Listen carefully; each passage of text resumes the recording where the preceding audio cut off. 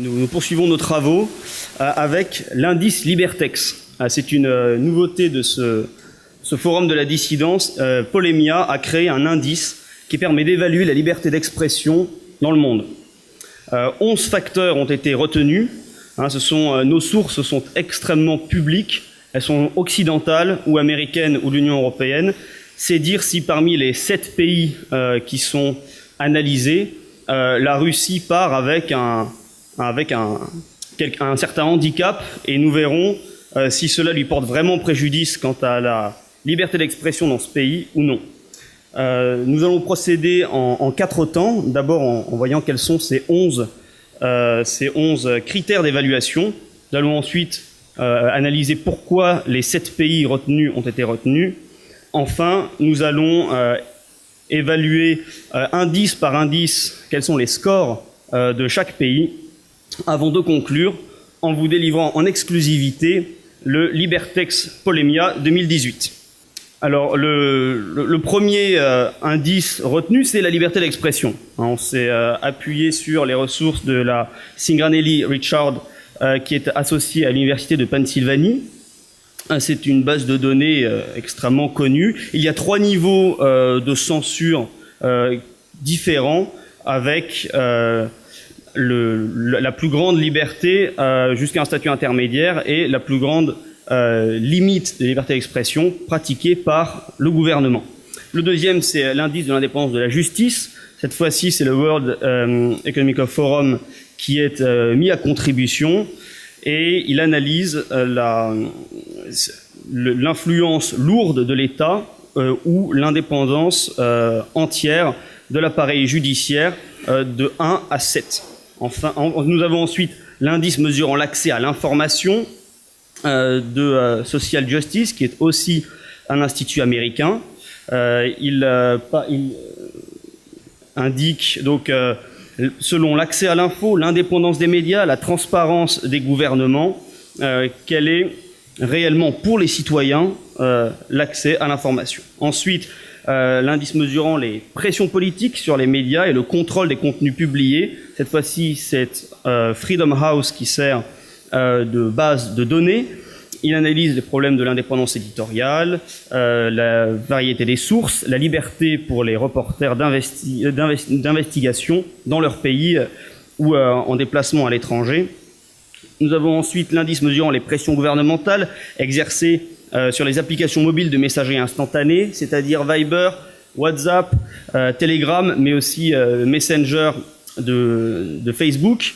Ce sont aujourd'hui des moyens de communication très importants pour beaucoup de citoyens, et principalement dans la jeunesse. C'est pourquoi la capacité de contrainte du gouvernement, la capacité de censure de ces messageries nous a paru déterminante.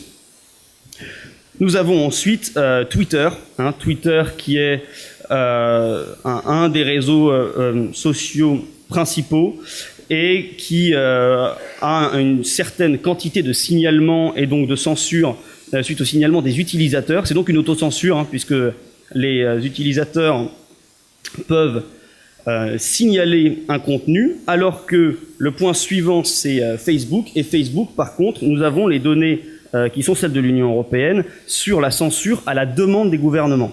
Donc là, c'est de façon très nette la situation d'une censure orchestrée par l'État. L'indice mesurant l'étendue des lois en vigueur contre les propos haineux. Donc en France, nous avons notamment la DILCRA, qui est quelque chose d'assez unique. Nous avons donc observé le code pénal des différentes nations et les lois en vigueur, ainsi que le nombre et la dureté des condamnations encourues ces derniers temps par des citoyens qui avaient été jugés. Nous avons aussi l'indice mesurant l'étendue des lois mémorielles. Loi mémorielle en vigueur en France, on le sait, c'est la loi Fabius-Guessot, mais c'est aussi la loi Taubira en 2001. Et ces lois mémorielles cadenassent le débat historique et sont donc pèsent très lourdement sur la vision que le peuple peut avoir de lui-même. Nous avons aussi l'indice mesurant la pluralité des agences de presse importante dans chaque pays étudié. Savoir qu'une agence de presse, c'est un grossiste de l'information, et cette cette capacité des médias à se précipiter pour ressortir ce que la dépêche AFP vient de mettre sur le marché de l'information, eh bien, elle garantit finalement, selon le nombre d'agences de presse, la réelle variété, voilà, du contenu disponible. Nous avons enfin l'indice mesurant l'étendue des subventions à la presse, c'est-à-dire à quel point la presse est la propriété de l'État dans chaque pays, à quel point les contraintes exercées par l'État minent et discréditent en fait la liberté médiatique dans ces pays. Alors nous passons aux différents pays que nous avons sélectionnés. Il y a d'abord le Danemark. Le Danemark parce que c'est un pays exemplaire de la social-démocratie scandinave. Il a été d'ailleurs, il a fait quand même la une de la presse mondiale un temps, en 2005, lors de l'affaire des caricatures de Mahomet. Ces caricatures avaient suscité un tollé mondial. Il y avait eu une forte mobilisation à l'intérieur de la cité danoise, fait de la minorité musulmane et des libéraux, mais aussi dans le monde, plus de 200 morts, quand même, dans des émeutes conséquentes. Et nous avons aussi l'exemple d'un savant danois qui avait étudié la dysgénie de l'immigration et son université l'avait renvoyé, il avait perdu son travail. Eh bien, il a gagné en justice, tout comme le journal qui avait produit les caricatures de Mahomet avait finalement eu gain de cause. Voilà.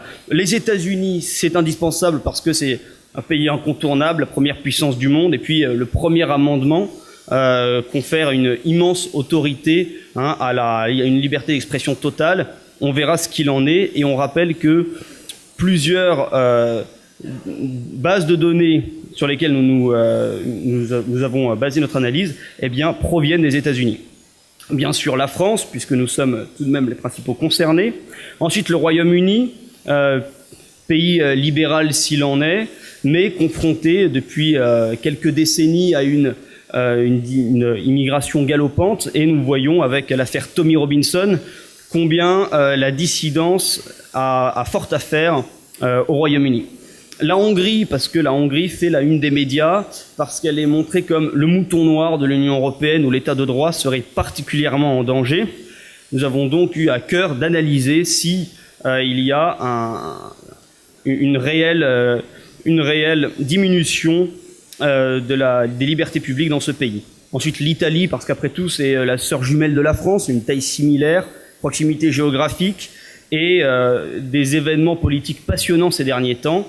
Est-ce qu'une moindre censure dans ce pays a pu faciliter les rapprochements anti-système de la gauche et de la droite? Ça mérite d'être étudié. Et puis la Russie, qui est le mouton noir absolu, contre lequel nos dirigeants n'ont pas de faire des mains griefs. Et la Russie a une particularité, parce qu'en effet, ce n'est pas un pays occidental, c'est un pays immense et qui a une tradition autocratique. C'est donc intéressant de voir où les pays occidentaux qui ont une très bonne conscience d'eux-mêmes se situent par rapport à la Russie de Vladimir Poutine. Alors nous en venons maintenant à l'analyse de ces indices. La méthode retenue, elle est extrêmement simple et arithmétique, donc il n'y a pas de trucage idéologique. Tout est ramené sur une échelle de sens qui permet quand même d'avoir ensuite un LibreText particulièrement lisible. Et voilà, je vous rappelle quand même que les États-Unis partent avec une longueur d'avance puisque de nombreuses données viennent de chez eux. Donc venons-en à la liberté d'expression. Eh bien, nous voyons que c'est le monde anglo-saxon qui serait le plus favorisé, avec les États-Unis et le Royaume-Uni en tête de gondole, la Russie en dernière position, et puis à un stade intermédiaire, les divers pays d'Europe continentale. Sur la liberté de la justice, qui est donc ce deuxième point, nous analysons que le Danemark a, on l'a vu avec l'affaire des caricatures de Mahomet, en effet, une certaine haute liberté de l'appareil judiciaire qui est éprouvée. C'est aussi le cas au Royaume-Uni. Et en fin de classement, nous avons, d'après le World Economic Forum, la Russie et la Hongrie. Le point suivant, donc, qui provient de Social Justice, nous indique, qui mesure l'accès à l'information. Eh bien, l'accès à l'information, on le voit, il est très important au Danemark. Il est moindre en Italie, ça paraît curieux. Et nous avons en milieu de peloton les États-Unis, la Hongrie et le Royaume-Uni qui finalement semblent être le stade intermédiaire. Voilà. Nous avons ensuite tiré de l'Institut Freedom House les pressions exercées sur les contenus médiatiques. Donc pressions exercées sur les contenus médiatiques qui indiquent que la Russie serait de loin le pays le plus censuré de ce point de vue. Nous avons ensuite la censure des discussions instantanées. Ça relève à peu près de la même logique, avec finalement un Danemark qui est extrêmement libre, semble-t-il, et une Russie qui est un peu moins, qui est nettement moins, semble ouverte. Ensuite, la censure sur Twitter. Là, on voit que la France a un très bon score. La Russie est en revanche devant, mais c'est tout de même une exception, puisque dans les autres pays, la censure sur Twitter d'un point de vue gouvernemental n'existe pas. Ce qui est très important, c'est le diapositive suivant sur Facebook. Et alors là, on voit que la France est la championne toute catégorie, et pourtant, ça date de l'année 2015. C'est-à-dire que la DILCRA demande aux... on appelle ça des modérateurs, de modérateurs de Facebook, à 38 000 reprises, de censurer un contenu, alors que ça n'existe pas dans les autres pays. La France a, d'un point de vue institutionnel, une censure sur le premier réseau mondial sur lequel les Français passent énormément de temps. Les lois contre les propos haineux. Alors là, la France a aussi un appareil judiciaire extrêmement développé, extrêmement abouti, et qui fonctionne très bien, puisque à peu près tout ce que nous pouvons dire aujourd'hui tombe sous le coup de la loi d'une façon ou d'une autre. Et la France est donc de loin devant les autres pays, et singulièrement les États-Unis et la Hongrie, où la législation est tout à fait souple et tolérante. Sur les lois mémorielles aussi, la France est exceptionnelle. Les lois, la loi Fabius-Guessot évidemment, la loi Taubira qui a donc étendu le règne de la repentance et la démonisation des Français à la question de l'esclavage. Nous avons ensuite le nombre d'agences de presse. C'est intéressant à ramener à la taille des pays, c'est-à-dire que les États-Unis étant un pays continent, ils ont même plus de 10 agences. Nous avons limité à un rapport de 1 à 10, mais la France, qui a des centaines de millions de locuteurs francophones dans le monde, et qui est tout de même un pays majeur d'Europe, n'a que l'AFP, c'est-à-dire que ça la met au rang de la Hongrie, qui est un pays d'1 million d'habitants, et ça, c'est 5 fois moins important qu'en Italie, qui certes est un pays moins jacobin, qui a une histoire nationale qui est plus articulée sur les régions, ce qui explique peut-être cette différence. Enfin, les aides à la presse, c'est-à-dire la pression que le gouvernement impose de façon évidente par le nerf de la guerre. Eh bien, nous voyons que le Royaume-Uni est le pays le plus concerné, et que les États-Unis sont en revanche, alors qu'ils sont des cousins anglo-saxons l'un et l'autre, c'est là où la presse est la plus à sa charge. Ce qui nous amène au résultat final.